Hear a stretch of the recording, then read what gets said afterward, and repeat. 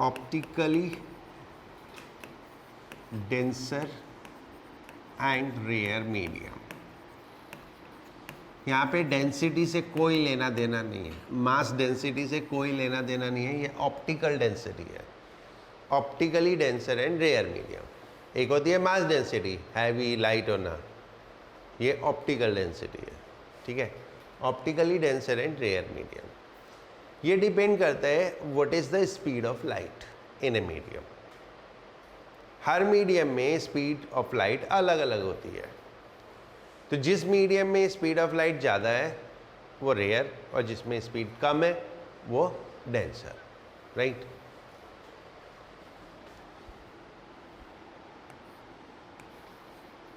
Any medium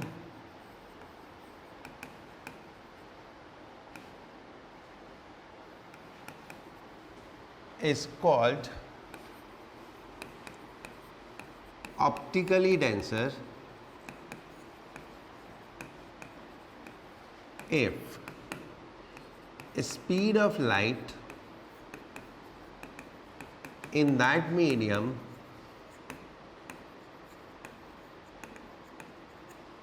is lesser.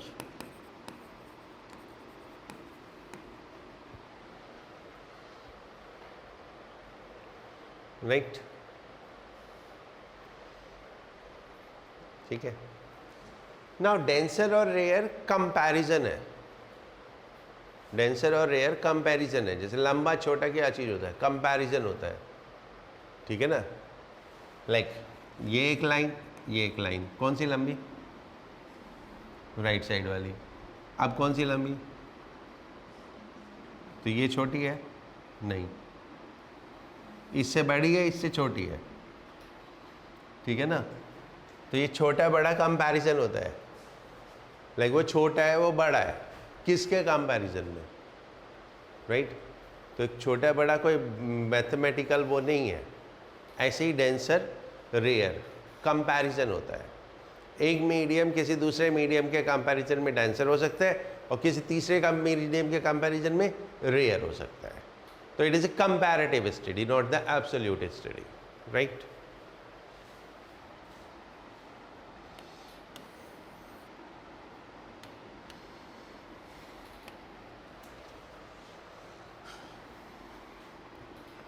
Optical density is measured by refractive index,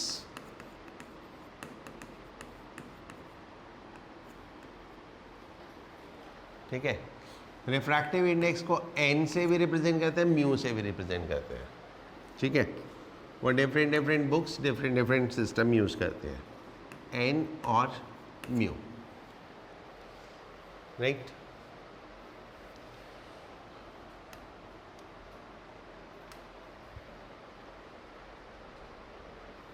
समझ गए?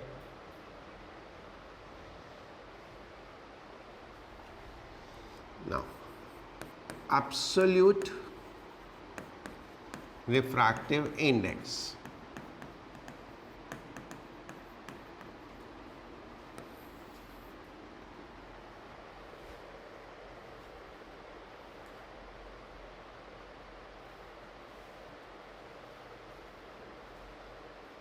what is absolute refractive index of a medium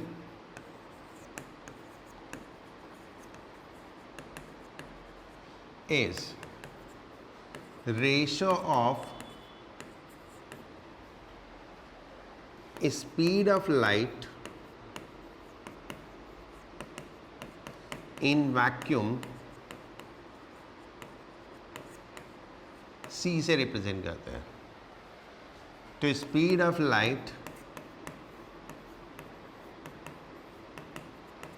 in that medium,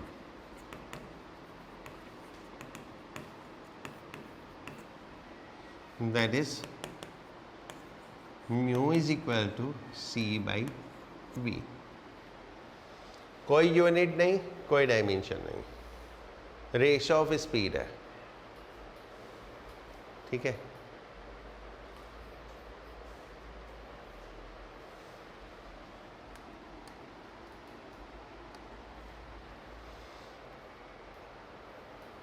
और speed of light कितनी होती है vacuum में?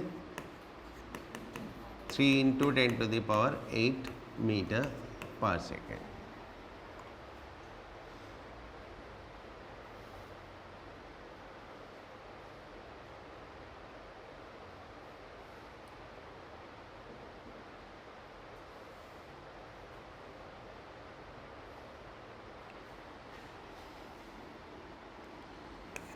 Relative refractive index.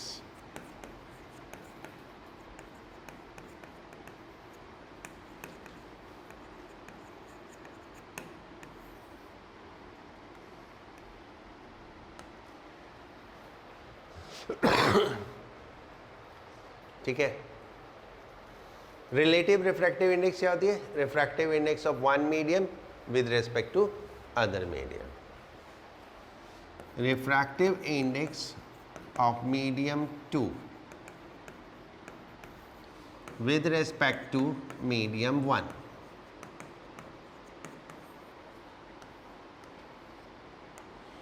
Mu 2 1 is equal to mu 2 by mu 1.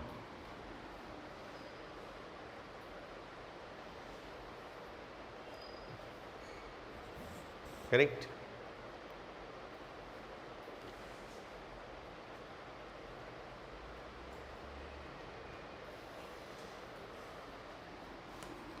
Also इसको लिख सकते हैं सी अपॉन V2, इसको लिख सकते हैं C upon V1। So this become V1 upon V2। You can find out by refractive index, you can find out bye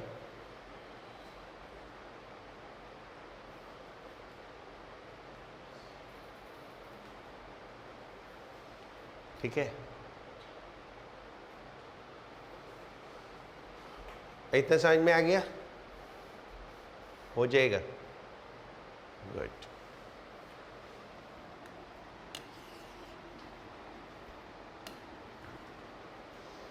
refraction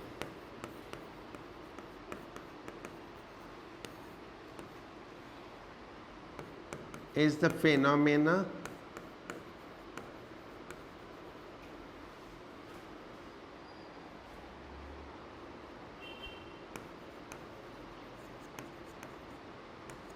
of bending of light ray on change of medium।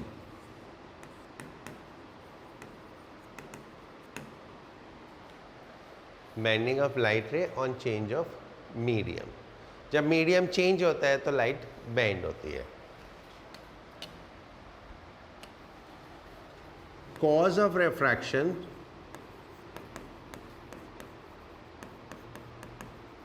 is change of speed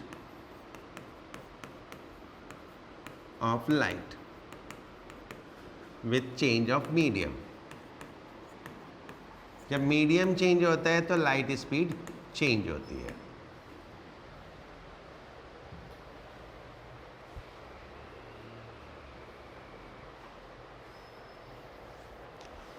ठीक है,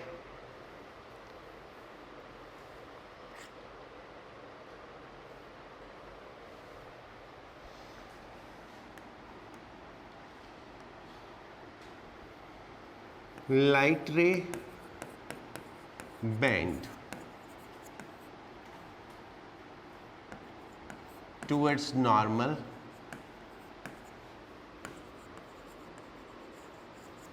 if going rare to denser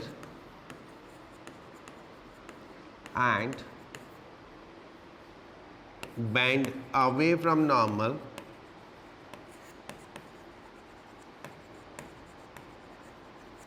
when going denser to rare।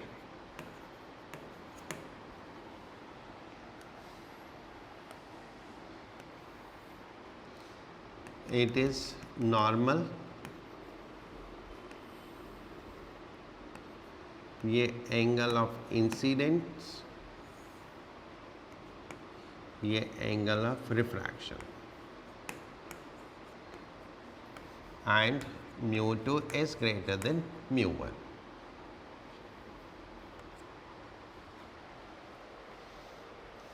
ठीक है, refractive index ज़्यादा तो medium denser.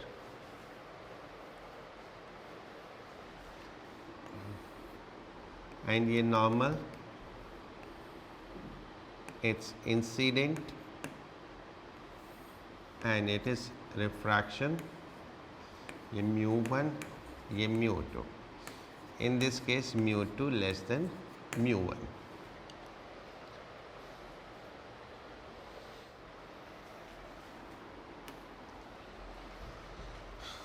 Laws of refraction. एक minute. Normal and grazing incidence.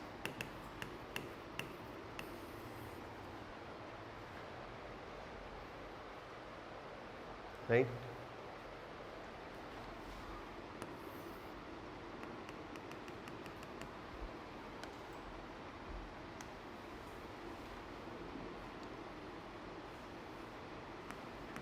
This is normal incidence.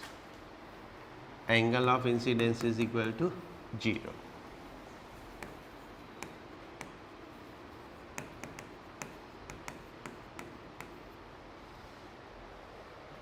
ठीक है.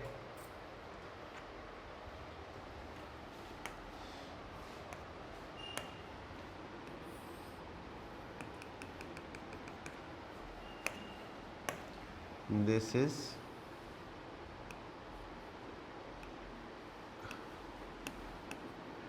grazing incidence.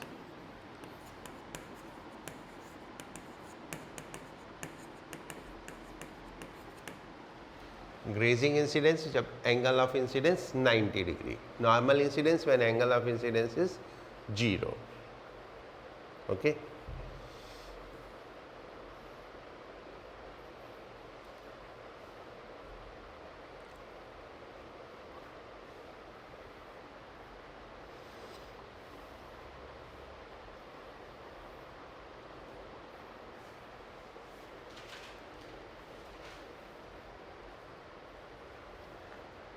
Done?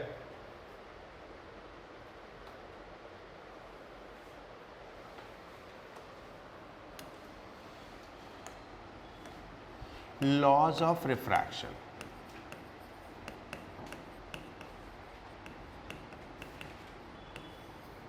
First, incident ray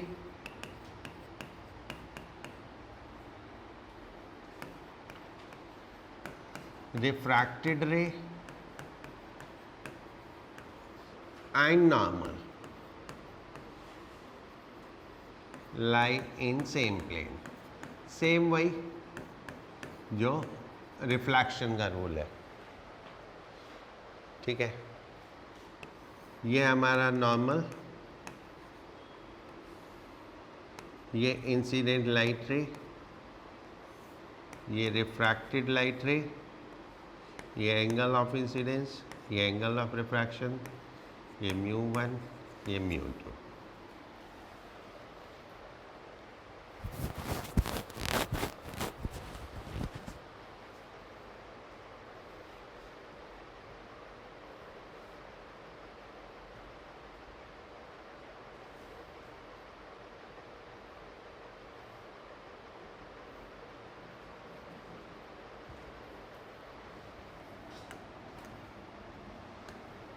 Second, Snell's law.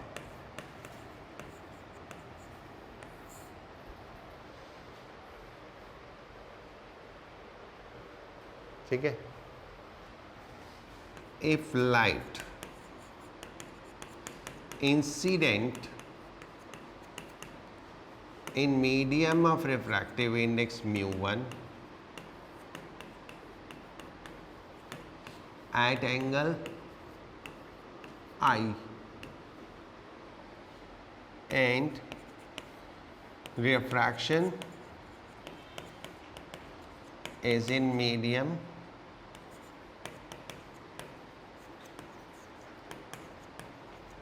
mu2 at angle R as shown, है ना. Then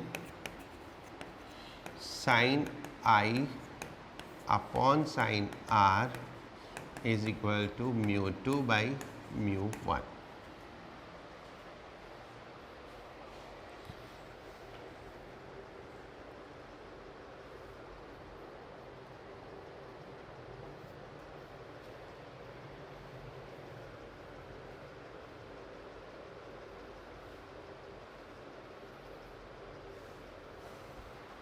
ठीक है, इसको हम स्नेल्स लॉ बोलते हैं.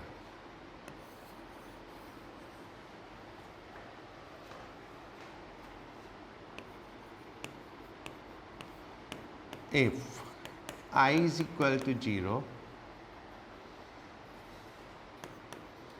then R is equal to 0, क्योंकि साइन 0 0 हो जाता है. ठीक है, I 0 हो गया तो R भी 0 हो गया. So no refraction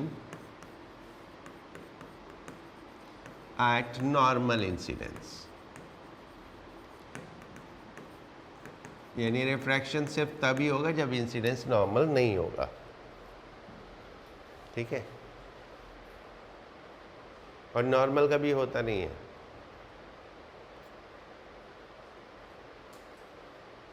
ठीक है, कैसे सोचो.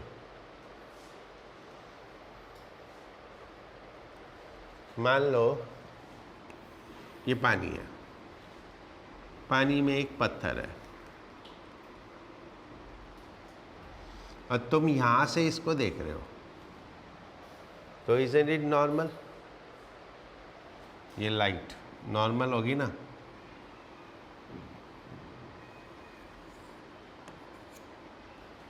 होगी ना. बट ये एक सिंगल लाइट रे होगी.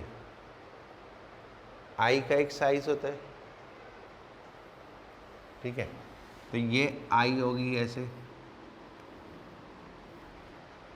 तो बाकी की लाइट रे तो नॉर्मल नहीं होंगी ना. तो इसलिए normal viewing is not normal viewing. Okay, जब हम बोलते हैं नॉर्मल व्यूइंग, तो नॉर्मल व्यूइंग नॉर्मल नहीं होती, उसमें सिर्फ सेंटर नॉर्मल होता है. बाकी की जो लाइट रे है वो तो ऐसे ही जाएंगी ना.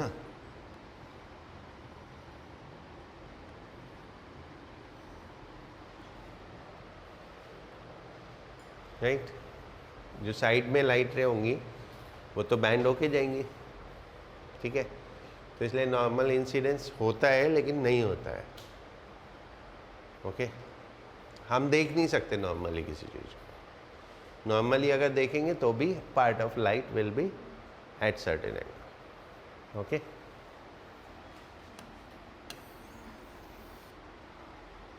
हाँ, यहाँ तक कुछ पूछना है? नहीं, समझ में आ गया. समझ में बहुत जल्दी आ जाते हैं तुमको सबको. नंबर आए तुम्हारे. एक ग्लास स्लैब से रिफ्रैक्शन है.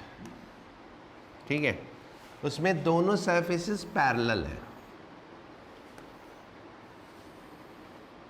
Air, glass, air. ये लाइट रे एंटर की. That is the incidence on the first surface.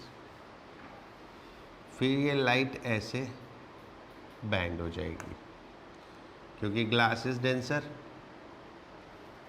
ठीक है, एयर को हम वैक्यूम लेके चलते हैं ना. ये refraction on the first surface, ये angle of incidence on the second surface,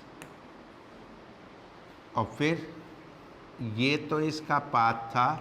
अगर ग्लास नहीं होता तो ऐसे जाती. अब ये ऐसे जाएगी और ये एंगल कितना होगा? R2. अब इस केस में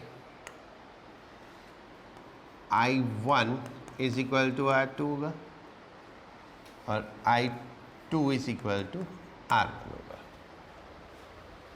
ठीक है, So final light will be parallel to incident,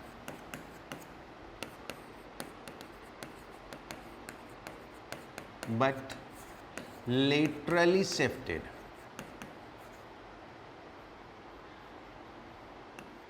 laterally shifted, यानी जो लेटरल शिफ्ट है इसमें कितना y मान लो,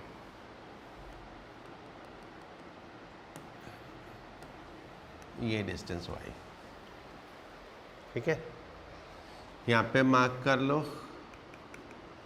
A B C, राइट। ये एंगल कितना हुआ I minus R, I1 minus R1, है ना।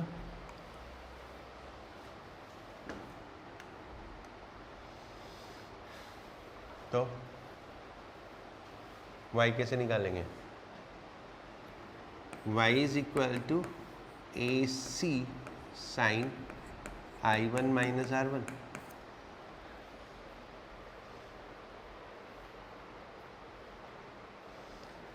ग्लास स्लैब की थिकनेस T मान लो,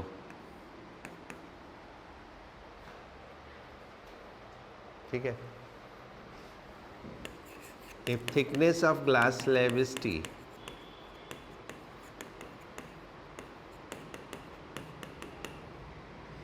then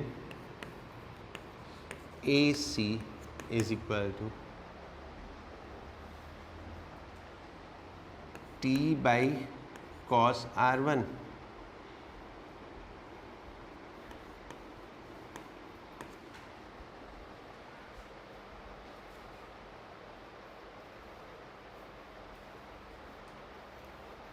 इतना ट्रिग्नोमेट्री आता है ना।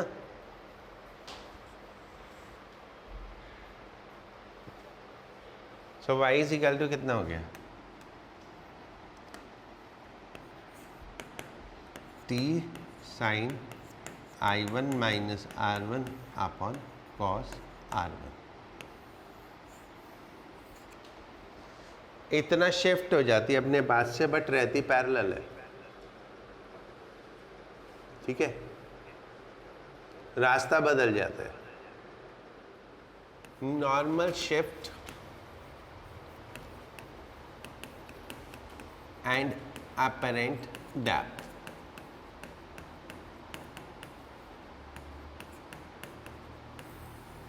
Normal shift in apparent depth,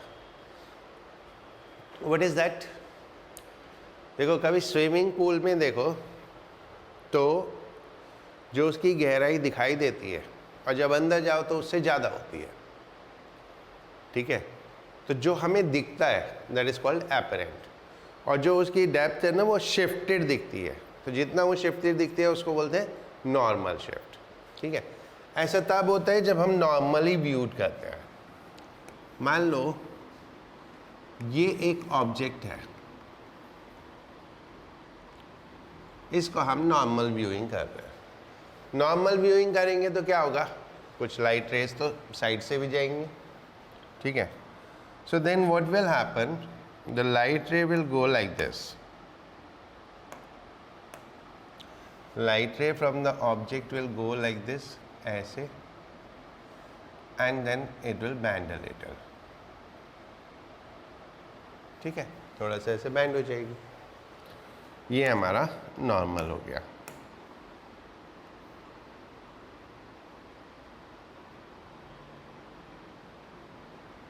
correct.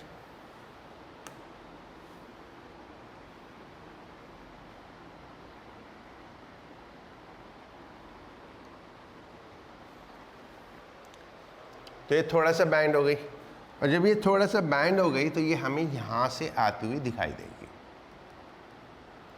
It will appear as coming from here, कहाँ से, ये लाइक कमिंग फ्रॉम हेयर, इस पॉइंट से। तो ये ऑब्जेक्ट है और ये हमें यहां दिखाई देगा। So this is called the apparent position of object, right?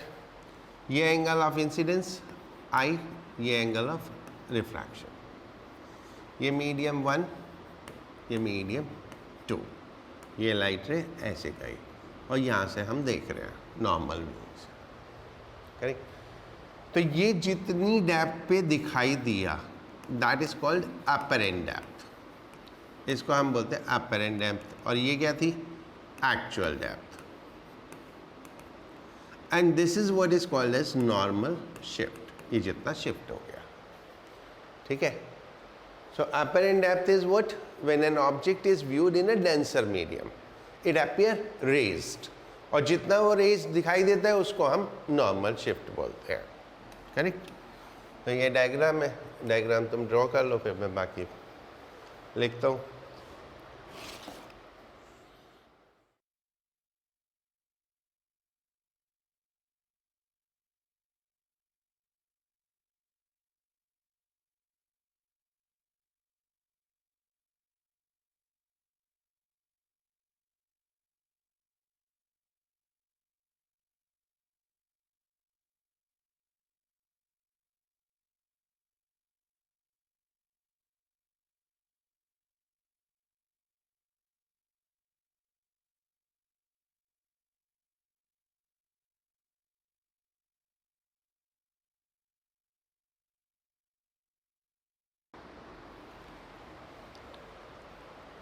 ठीक है? An object viewed normally from rare medium into denser medium appear raised from its actual position.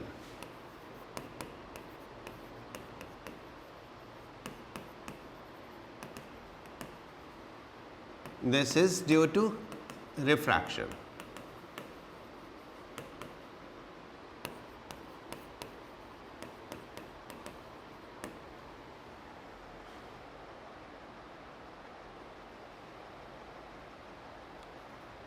Right? In the figure, O appears at O dash. DAP is apparent depth,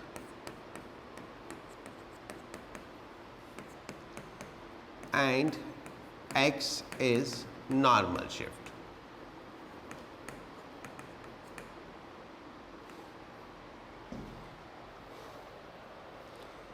Right?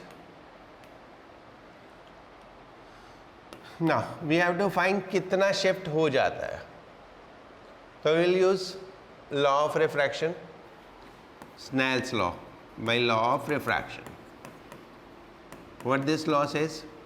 Sin I upon sin R is equal to mu 2 by mu 1. ठीक है?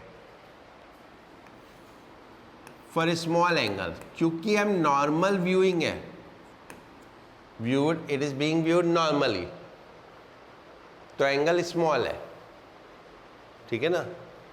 नहीं, जो centre line है वो तो 90 होगा, 0 होगा, और बाकी छोटे छोटे एंगल होंगे. तो for small angle sine theta is equal to ten theta, right? इनका नाम ही दे दो यहाँ पे ए बी.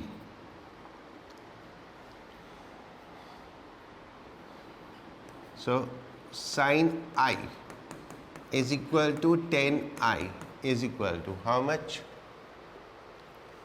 ये एंगल I, तो ये एंगल भी I, तो 10i कितना हो गया? ये एंगल I हुआ और ये एंगल R हुआ. Then 10i is how much? AB upon D, ये डिस्टेंस BO लिख लो, एंड साइन आर कितना हो गया? Is equal to A B upon B O dash, right? और A B upon B O divided by A B upon B O dash is equal to μ2 by μ1। A B तो cancel हो गया, then what is left, B O dash. B O dash is D apparent upon D is equal to 1 by, हम usually लिखते हैं denser with respect to rare, तो μ1 is denser, μ2 is rare, तो हम denser with respect to rare लिखते हैं, तो accordingly 1 by μ1 μ2 हो गया। हाँ?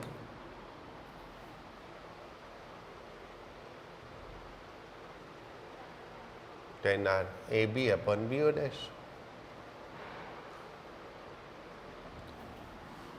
So d apparent is d upon mu, where mu is what? Refractive index of denser with respect to rare. And what will be the normal shift?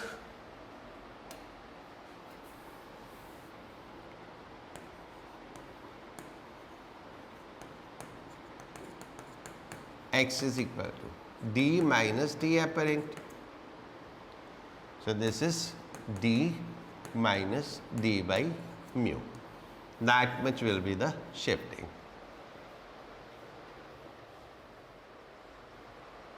ठीक है?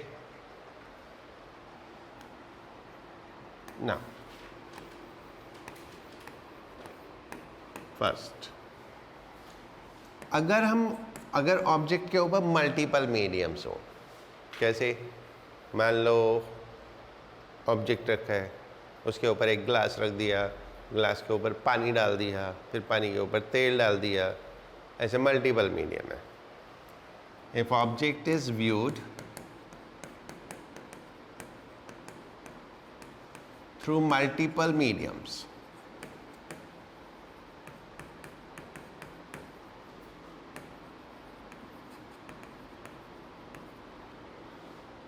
of refractive index μ1 of thickness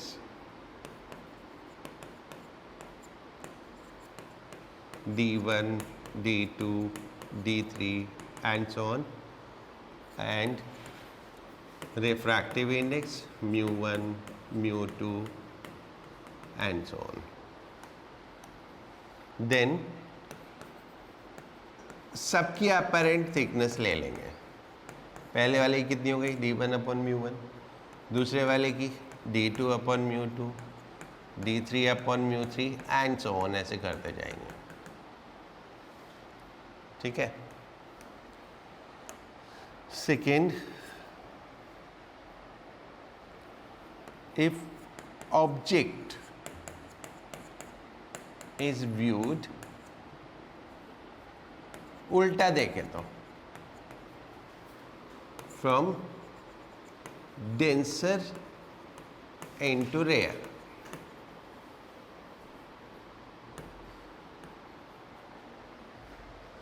उल्टा अगर देखें तो इसमें 1 by mu times होती है, इसमें म्यू टाइम्स हो जाती है। ठीक है, उल्टा हो जाता है, उसमें कम होती है, इसमें बढ़ जाएगी ऑब्वियसली।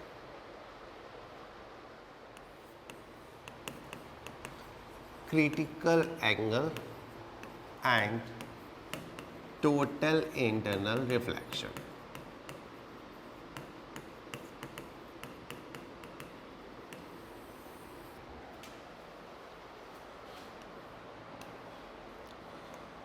राइट, ये सपोज डेंसर मीडियम से लाइट उसमें जा रही है, लाइट किसमें, रेयर मीडियम में। ओके, देन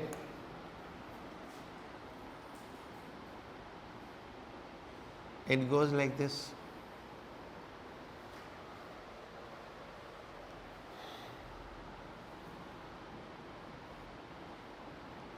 अब अगर ये एंगल बढ़ाएंगे तो क्या होगा, ये एंगल बढ़ाएंगे तो क्या होगा, ये एंगल बढ़ेगा,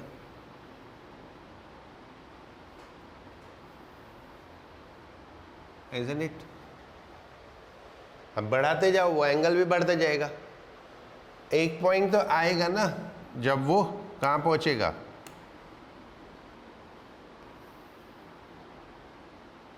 जब वो ए से 90 डिग्री हो जाएगा। एक पॉइंट आएगा ना जब वो 90 डिग्री हो जाएगा। तो जिस पॉइंट पे रिफ्रैक्टेड रे 90 डिग्री एंगल बनाती है उस एंगल को क्रिटिकल एंगल बोलते हैं। और ये कहाँ पे होता है, डेंसर मीडियम में, right. Light ray is going from denser to rare, आप एंगल बढ़ाते जाओ तो रिफ्रैक्टिंग एंगल भी बढ़ता जाएगा। एक पॉइंट पे आके एंगल ऑफ रिफ्रैक्शन कितना हो गया, 90 degree. So when the angle of refraction is 90 degree then the angle of incidence is called critical angle, उसको हम क्रिटिकल एंगल बोलते हैं, करेक्ट। व्हाट अगर हम इसको फर्दर इंक्रीज कर दें तो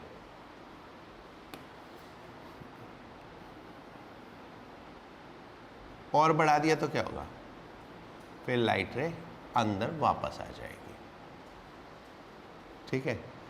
इसको हम बोलते हैं टोटल इंटरनल रिफ्लेक्शन, ठीक है। देन इट टेक्स, तो what is the condition of total internal reflection, पहली चीज light must be going from denser to rare. Second thing, angle of incidence must be greater than critical angle, critical angle से ज्यादा होना चाहिए, right.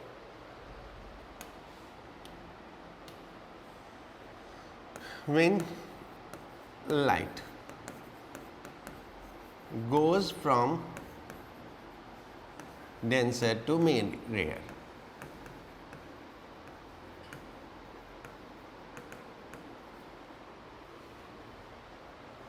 ठीक है, it went away from normal,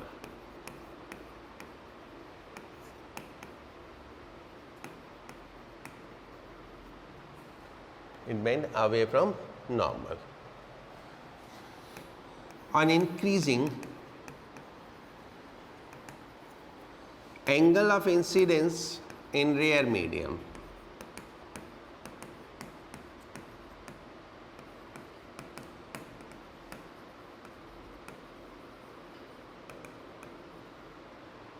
the angle of refraction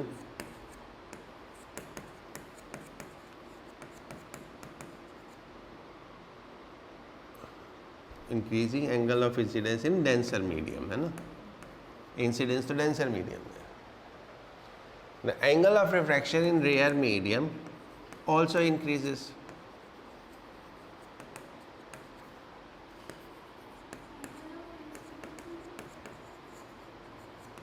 angle of incidence is in denser medium, हाँ। जिधर से light जाती है, जिस मीडियम में लाइट जिस मीडियम से जाती है उस मीडियम में इंसिडेंस होता है, दूसरे मीडियम में रिफ्रैक्शन होता है, ठीक है। The angle of refraction in rare medium also increases. Critical angle C is the angle of incidence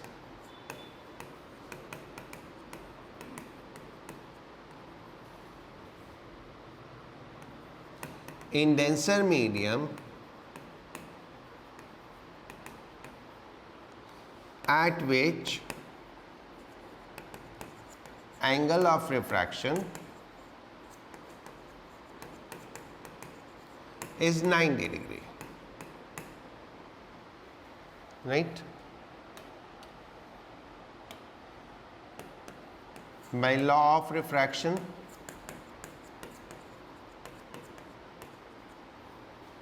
sin C upon sin 90 is equal to mu 2 by mu 1, or sin C is equal to 1 by mu 1 upon mu 2, और sin C is equal to 1 by mu. जब भी हम खाली mu लिखते हैं तो then it is what? Denser with respect to rare. So this is how we can find out the critical angle.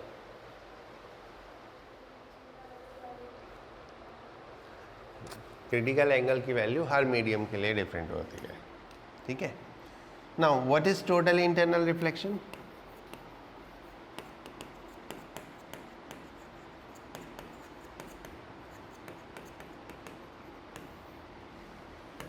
When angle of incidence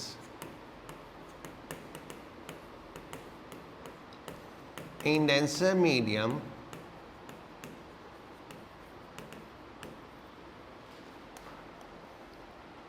is more than critical angle.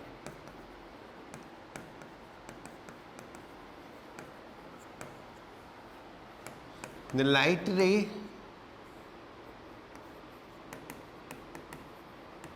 reflect back into the medium.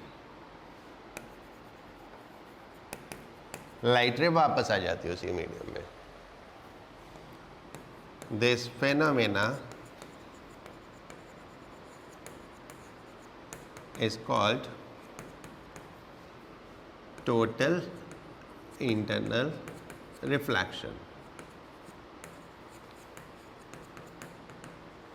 Why it is called total internal reflection? यानी complete light will be bent inside.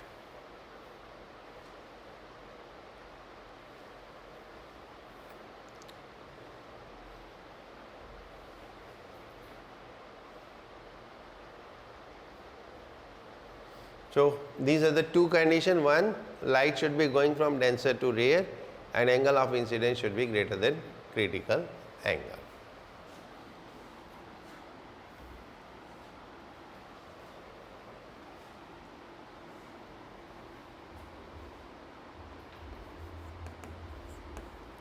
Angle of reflection equals angle of incidence. जो simple reflection का rule है, जो angle of reflection होगा वो angle of incidence के बराबर होगा. Application of total internal reflection.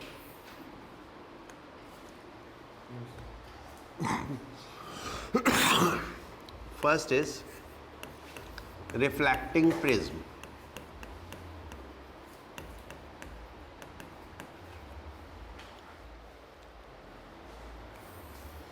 ये क्या होते हैं?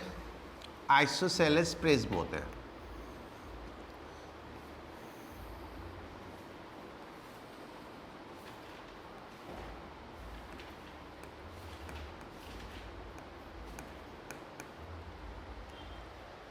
ठीक है, आइसोसेलेस प्रिज्म में यहाँ पे अगर कोई ऑब्जेक्ट है, सो देन व्हाट हैपन, ये लाइट ऐसे जाएगी एंड देन ऐसे.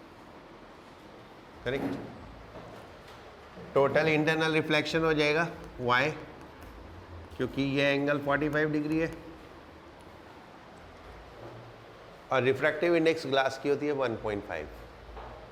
ठीक है, तो क्रिटिकल एंगल ग्रेटर देन 45, वो लेस देन 45 होता है. ठीक है, तो ये टोटल इंटरनल रिफ्लेक्शन हो गया. देन ये एंड से ऐसे टोटल इंटरनल रिफ्लेक्शन हो गया. तो ये हमारा ऑब्जेक्ट जो है उसकी ये इमेज फॉर्म हो जाएगी. ये ऑब्जेक्ट और ये ऑब्जेक्ट और ये image, and the image get 90 degree deviated. 90 degree deviation कहाँ पे काम आता है? जहाँ पे भी 90 डिग्री डेविएट करना हो इमेज को, जैसे कि periscope. What is a periscope? ऐसे होता है.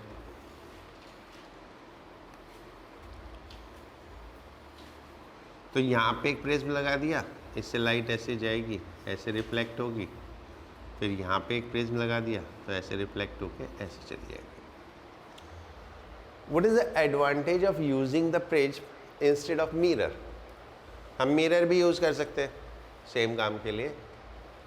भाई जैसे ये प्रिज्म लगाया वैसे मिरर लगा दो तो भी वही काम होगा. ये टोटल इंटरनल रिफ्लेक्शन देता है और मिरर कुछ लाइट एब्जॉर्ब कर लेता है. तो intensity is better than the mirror. ठीक है, This is what 90 degree deviation when. And if we use this prism this way,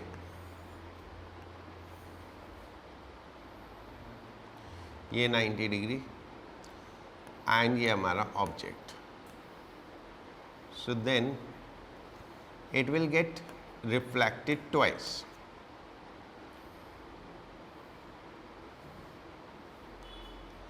And this is image and the deviation is 180 degree deviation.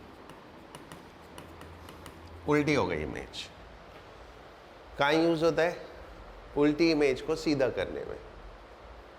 जो inverted image है उसको सीधा करने के लिए use होता है, जैसे कि बाइनोकुलर्स में या रीजनल टेलीस्कोप्स में. जो टेलीस्कोप है रीजनल्स, टेलीस्कोप में हमेशा उल्टी इमेज बनती है.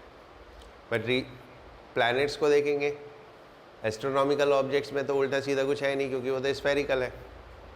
ठीक है.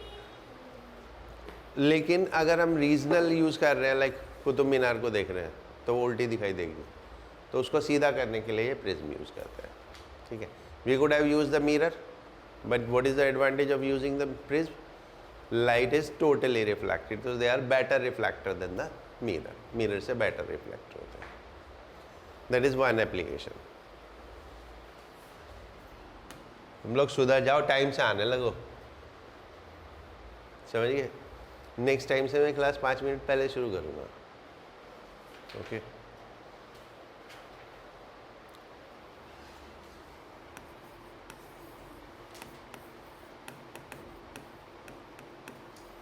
Miraj. Mirage is what? An optical illusion होता है. Optical illusion.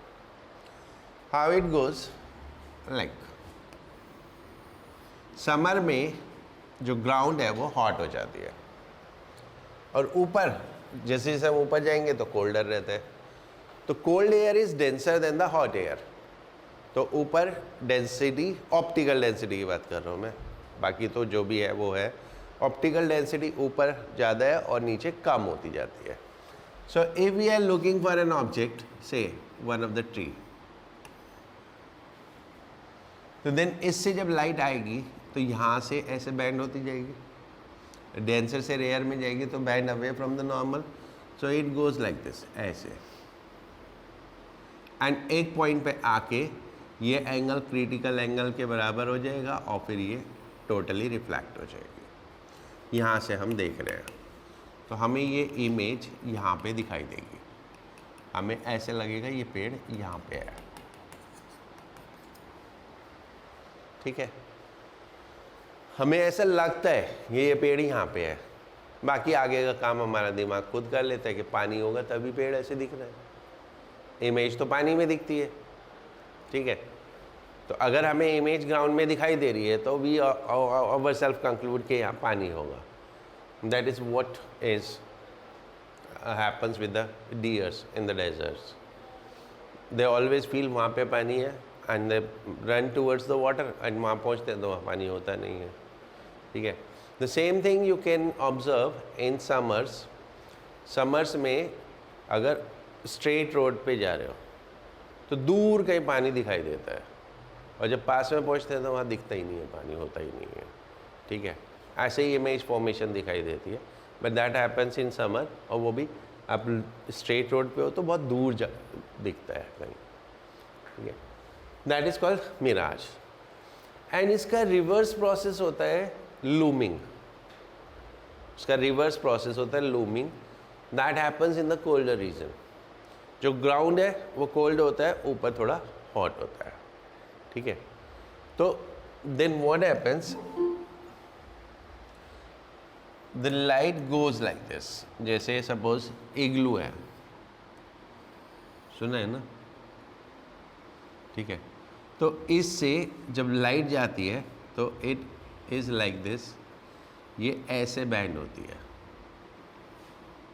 ये वो ऐसे बैंड होती है, ये ऐसे बैंड होती है. ठीक है. इट गोज़ लाइक दिस, ऐसे. तो ये हमें यहाँ से आती हुई दिखती है, एंड ऐसा लगता है ये ऐसे हवा में लटका हुआ है. तो जो घर है वो हवा में लटके हुए दिखाई देते हैं. they appear like this. This is called looming, the reverse of the mirage process है, ठीक है. उसमें इमेज नीचे दिखाई देती है, इसमें इमेज ऊपर दिखाई देती है. सो दे अपीयर लाइक हवा में दिखाई देते हैं. ये ऑप्टिकल इल्यूजन रिफ्रैक्टिव इंडेक्स की वजह से बहुत होते हैं, करेक्ट. एंड उसमें मेजर रोल होता है टोटल इंटरनल रिफ्लेक्शन का. नेक्स्ट टाइम जब बारिश आए, एंड बारिश बहुत तेज होनी चाहिए, ठीक है, तो सामने देखना, जैसे जैसे बारिश बढ़ती जाएगी सामने की चीज़ें गायब होती चली जाएंगी. सामने जो भी बिल्डिंग्स वगैरह सब गायब होती जाएगी, कुछ दिखाई नहीं देगा, ठीक है. Reason behind the light going towards them, जो उनसे लाइट आ रही थी वो वापस रिफ्लेक्ट होकर चली जाती है through the droplets. There must be complete curtain of drops. Complete curtain of drops होगा तभी ऐसा पॉसिबल होगा, अदरवाइज नहीं होगा. कंप्लीट कर्टेन ऑफ ड्रॉप्स होगा, अदरवाइज तो बीच बीच में से लाइट आ जाएगी. और वो तब होता है जब बारिश की स्पीड बहुत ज़्यादा होती है, तो ड्रॉप्स के बीच में डिस्टेंस नहीं होता, ठीक है. अब आई हैव सीन दैट. मैं तो पूरी की पूरी पावर हाउस में पूरी की पूरी इतनी बड़ी चिमनी गायब होते हुए देखी है through the. Then you will see the magicians, ठीक है, कि वो चीज़ें गायब कर देते हैं, ठीक है. What happens, the place you at a such a location, और वो ऑब्जेक्ट को एक ऐसी लोकेशन पे रखते हैं और उसके बीच में वो एक धुआं सा क्रिएट करते हैं जो कि ट्रांसपेरेंट होता है, ठीक है. और वो टोटल इंटरनल रिफ्लेक्टर का काम करता है, राइट. वो जैसे ही वो स्मोक क्रिएट होगा सब कुछ गायब हो जाएगा, ठीक है, राइट. सो ये ऑप्टिकल इल्यूजन्स है. Sometimes ice is not visible in water. Sometimes if ice is made out of pure water, ठीक है, और उसमें क्रिस्टल्स फॉर्म नहीं हो, सॉलिड हो, तो उसको आप पानी में डालोगे तो it is not visible. Reason, the refractive index of ice and refractive index of water is same. दोनों की रिफ्रैक्टिव इंडेक्स सेम होती है. तो जब दो सेम रिफ्रैक्टिव इंडेक्स की चीज़ें आपस में मिलती हैं तो इनविजिबल हो जाती है, राइट. हमें चीज़ें दिखाई देती है like through scattering and through refraction. Like पानी के अंदर कोई ऑब्जेक्ट है वो हमें रिफ्रैक्शन से दिखाई देता है, लेकिन अगर उसकी रिफ्रैक्टिव इंडेक्स और पानी की रिफ्रैक्टिव इंडेक्स सेम है तो वो हमें दिखाई नहीं देगा पानी में, नहीं. जैसे पानी में कोई ड्रॉप डालो तो दिखती है, नहीं दिखती ना. पानी में पानी की ड्रॉप नहीं दिखती, ठीक है, बट हवा में दिखती है. Okay. So this is what is the another application of total internal reflection. The next is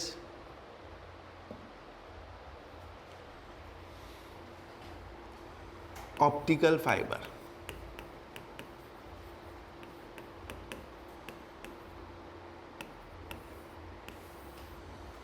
optical fibre, इसको लाइट पाइप भी बोलते हैं. Light pipe. ये पाइप नहीं होता, सॉलिड होता है, but it act as a pipe for the light. Light के लिए एक पाइप की तरह एक्ट करता है. हाउ इट एक्ट, जैसे ये एक ऑप्टिकल फाइबर है, सॉलिड ट्रांसपेरेंट प्लास्टिक का होता है, ठीक है. ऑप्टिकल फाइबर प्लास्टिक का, सॉलिड, ट्रांसपेरेंट, और रिफ्रैक्टिव इंडेक्स बहुत हाई होती है. It creates total internal reflection. तो जैसे ये लाइट गई, it get multiple reflection on the pipe and it will not come out and it will go here. हम इसको कोई भी पाथ दे सकते हैं लाइट को. लाइट अदरवाइज स्ट्रेट लाइन में चलती है, बट हमको अगर लाइट को बैंड करना हो, we can use the optical fibre. Optical fibre में एक एंड से लाइट डालोगे, आप उसको जिधर मर्जी ले जाओ लाइट को. So it act as a pipe for the light. जैसे वाटर फ्लो को हम मैनेज करते हैं थ्रू द पाइप्स, जिधर मर्जी पहुंचाना हो उधर पहुंचा देते हैं, इसी तरह लाइट को इधर से उधर ट्रांसमिट करने के लिए हम ऑप्टिकल फाइबर का यूज़ करते हैं. जब हम इसको यूज़ करते हैं तो इसके ऊपर एक कोटिंग करते हैं. एक कोटिंग कर देते हैं, that is called cladding.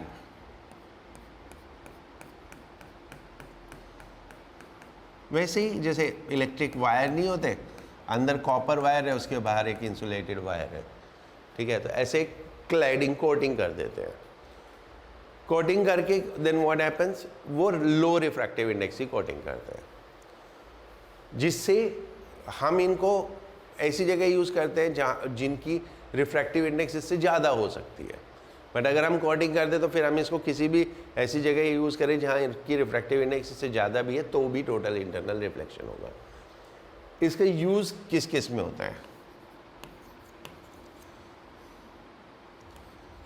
First, communication.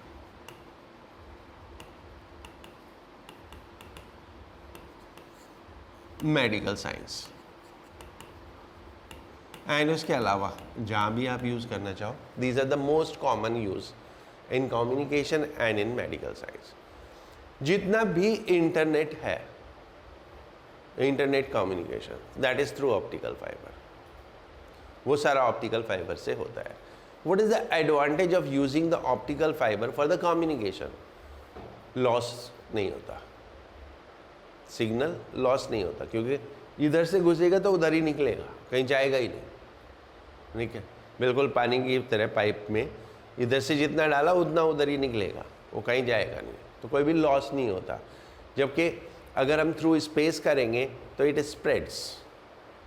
अब सीधी लाइन में हम ले तो जाते हैं, क्योंकि हाई फ्रिक्वेंसी होता है तो सीधी लाइन में जाता है, बट फिर भी थोड़ा बहुत तो स्प्रेड होता है, तो वो जो स्प्रेड होता है वो लॉस हो जाता है। इसमें टू द पॉइंट जहाँ पे भी जाना है, पूरा का पूरा जो www, what is that? World wide web, that web is of optical fibre, the whole world is connected through the optical fibre, ठीक है। Like one optical fibre from China is coming here on through the sea, in between sea में एक connection डाल के उसको US से ले गए, उसको उधर ले गए, सब जगह, तो वो एक पूरा वेब है, ठीक है। Sometimes it happen that internet service is down and that is for hours, ठीक है, कभी कभी ऐसा होता है। दिस हैपन्स जब कोई शार्क वार्क ऑप्टिकल फाइबर काट के चली जाती है समुद्र में, तो पता चलेगा our link from the China is disconnected, तो फिर थ्रू अदर चैनल रूट करेंगे, इन द मीन टाइम वो जुड़ता है, क्योंकि पूरा वेब है, तो इधर से डायरेक्ट नहीं आके ऐसे घूम के आ जाएगा, तो इन द मीन टाइम उसको वापस जोड़ते हैं, ठीक है, तो वी गेट डिसकनेक्टेड, करेक्ट। ये तो हो गया कम्युनिकेशन में। What is the use in medical science?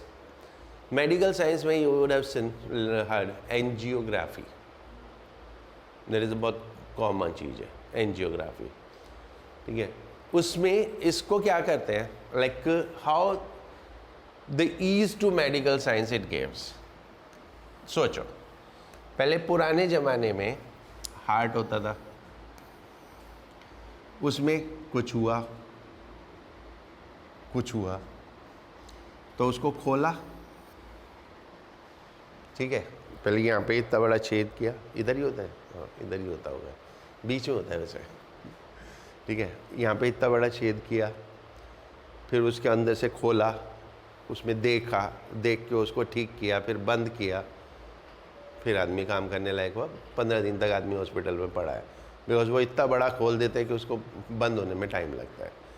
But now what happens, अब इसको खोलते ही नहीं है, ठीक है, एक ड्रिल करते हैं। डॉक्टर लोग पूरे इंजीनियर हैं, डॉक्टर नहीं है, वो ड्रिल करते हैं। एक ड्रिल करेंगे और इधर वेन्स से ये ऑप्टिकल फाइबर घुसा देंगे, दैट इज़ हेयर लाइक होता है, वो कहीं भी कुछ भी घुसा देते हैं, ठीक है, ऐसे वो कुछ नहीं करते, वो एनेस्थीसिया देते हैं, बस दर्द ही तो नहीं होना चाहिए, और फिर कहीं भी कुछ भी घुसा देते हैं। तो इधर वेन से ऐसे ऑप्टिकल फाइबर घुसाया, उसको ले गए हार्ट तक, ठीक है। इधर ड्रिल किया एक होल, और एक मशीन से ऐसे एक मशीन होती है, बिल्कुल पॉइंटेड सी मशीन होती है, बहुत पॉइंट सी, उसके अंदर लाइट होती है, उसके अंदर मल्टीपल चीज़ें होती हैं, वो बदलते रहता है सिस्टम। तो लाइट होती है, लाइट डाली, वो पूरा हार्ट से रिफ्लेक्ट हुई, जो भी अंदर कहीं भी कुछ भी देखना हो रिफ्लेक्ट हुई, और थ्रू ऑप्टिकल फाइबर बाहर आ गई, ठीक है। थ्रू ऑप्टिकल फाइबर बाहर आ गई, उस ऑप्टिकल फाइबर के एंड को, ठीक है, वो जनरली लाइट ना यूज़ करके दूसरे टाइप की वेव्स यूज़ करते हैं जिसको हम कंप्यूटर पे एनालाइज कर लेते हैं, और कंप्यूटर पे पूरी पिक्चर दिखाई देती रहती है। तो उधर वो मशीन लगी रहती है, डॉक्टर कंप्यूटर पे देखते रहता है, ठीक है। फिर उसको जब मिल जाता है कुछ, ठीक है, सपोज कुछ डिपोजिशन है, देन व्हाट हैपन, यहीं से वो लाइट की जगह एक लेज़र बीम आएगी, वो लेज़र बीम जाएगी और सब कुछ पीसेस में ब्रेक कर देगी, जो भी डिपोजिशन है उसको पीसेस में ब्रेक हो गया, बस दैट्स ब्रोकन इनटू पीसेस। फिर इसमें सक्शन क्रिएट करते हैं, वो सारे पीसेस को बाहर सक कर लिया, ठीक है, सब हो गया, अब काम ख़त्म।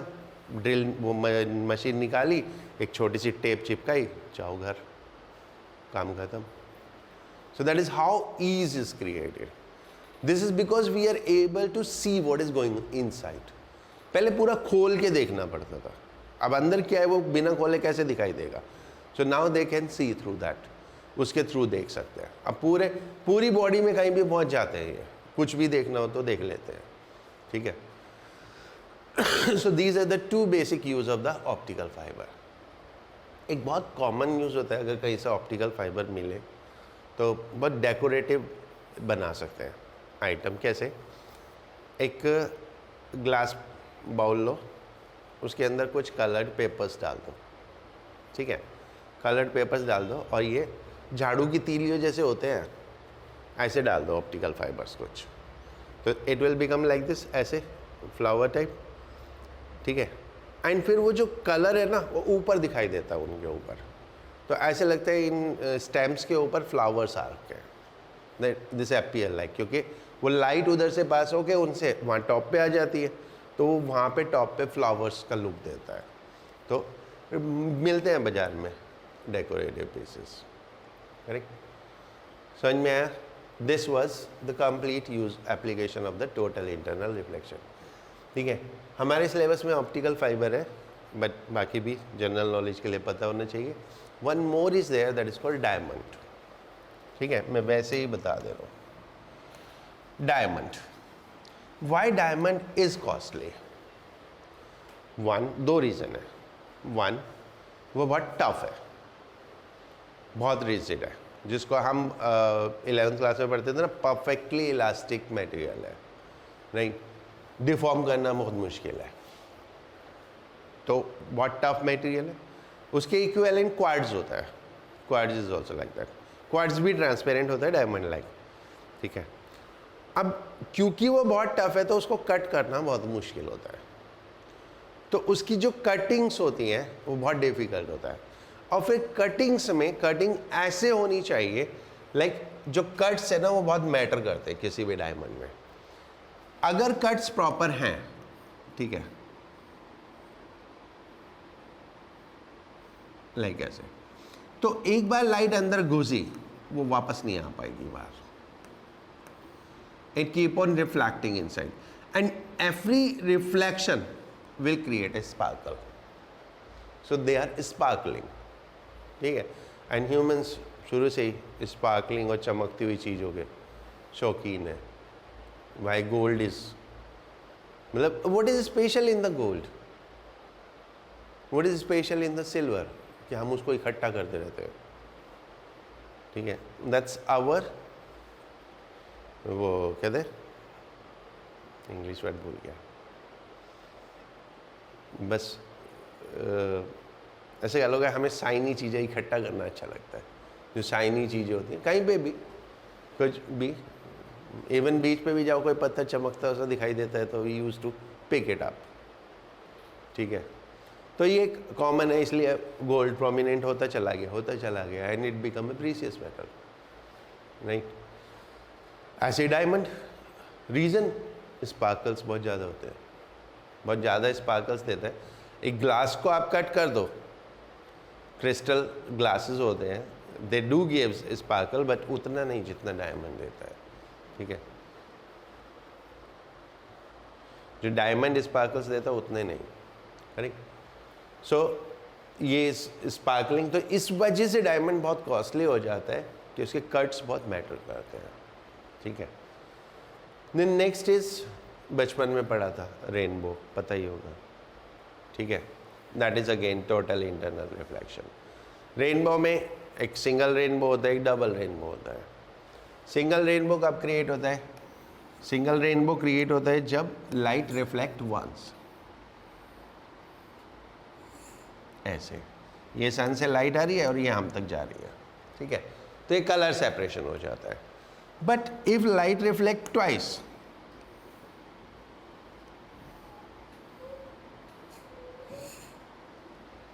तो हमें दो रेनबो दिखाई देते हैं, एक के ऊपर दूसरा, बीच में गैप होता है और उल्टे होते हैं दोनों एक दूसरे के, ठीक है। जो प्राइमरी रेनबो का कलर सीक्वेंस है, सेकेंडरी रेनबो की कलर सीक्वेंस उसका उल्टा होता है।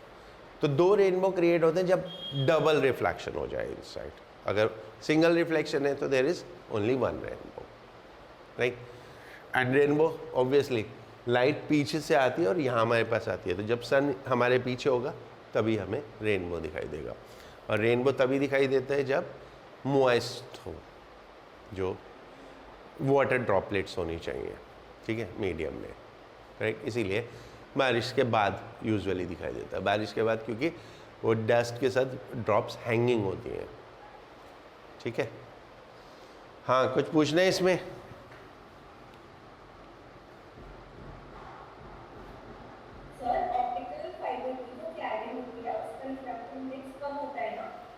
उसका रिफ्रैक्टिव इंडेक्स कम होता है, और क्लैडिंग इसीलिए करते हैं, लाइक जैसे हमने यहाँ पे वेन्स में डाला, तो वो वेन्स का अपना कुछ रिफ्रैक्टिव इंडेक्स है। अगर वो रिफ्रैक्टिव इंडेक्स बीच में ब्लड है, उसका रिफ्रैक्टिव इंडेक्स उससे ज़्यादा हो गया तो फिर सिग्नल उधर ही लॉस हो जाएगा। ऐसे ही ऑप्टिकल कम्युनिकेशन है, तो ऑप्टिकल फाइबर को हम ग्राउंड में दबा देते हैं, ठीक है, ग्राउंड में दबा देते हैं, तो अकॉर्डिंगली सिग्नल लॉस हो सकते हैं, तो इसलिए क्लैडिंग करके रखते हैं। हाँ, कुछ और पूछने हैं?